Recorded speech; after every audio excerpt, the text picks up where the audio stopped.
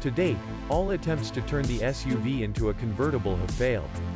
Not talking about Jeeps, a Wrangler was the first convertible. Talking about taking a crossover and cutting off the top. You see, the problem with turning an SUV into a convertible is that removing the top also removes any pretense of practicality, and from a design perspective it ends up being something really weird.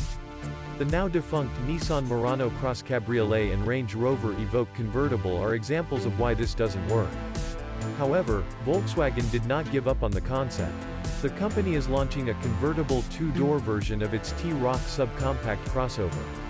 Like the rest of the T-Roc lineup, the convertible model has no chance of coming to the United States. But it's a curiosity interesting enough to merit careful examination. Based on VW Group's ubiquitous MQB platform, it's best to think of the T-Roc as a more powerful Golf with higher ground clearance but no real off-road capability. In fact, the T-Roc Cabriolet essentially replaced the Golf convertible for the modern-day SUV obsessed. The T-Roc drop top actually looks better in person than in the photos. The removal of the SUV's rear doors and a bright roofline with a small trunk make it look slimmer and more car-like. The wide wheel arches and the many chiseled horizontal lines help minimize the visual height of this crossover's tall body. Dropping the top is as easy as pressing a button on the center console for 9 seconds, and it works at speeds of up to 20 miles per hour. Raising the top takes 11 seconds. Drive the convertible in Germany, where it is available with two turbocharged engines, a 114 HP 1.0-liter inline-3 and a 148 HP 1.5-liter inline-4. Both power plants are coupled to a precise 6-speed manual transmission as standard, although a 7-speed dual-clutch automatic is optional. Even with the two larger engines, the T-Roc Cabriolet isn't particularly attractive in the straights. VW claims it can hit 62 miles per hour in 9.6 seconds, which is 2 seconds faster than what it claims for the 1.0-liter, but that speed is slow by subcompact SUV standards in the US. For those still thinking about the T-Roc's convertible performance, the turbofans quoted 127 mph top speed is 11 miles per hour faster than the 3-cylinder model. However, the larger engine output does not match the higher fuel consumption. In the European cycle, 1.5-liter thirst is almost equal to 1.0-liter. Although it looks like a crossover, the T-Roc's chassis is tuned with sporty curves. Sure, it doesn't have a lot of power or speed to deal with, but its compact, well-balanced chassis handles well the speed it can connect. The electrically assisted steering is very precise, and the suspension feels embedded and predictable in corners. In terms of handling, the T-Roc is more akin to a compact hatchback than a tall mini-ute like the Buick Encore or Lexus UX. This is a good thing. The body control and impact absorption of the test car's optional adaptive dampers perfectly match the character of the T-Roc. On uneven pavements, the exposed structure remains moderately bouncy and creak-free.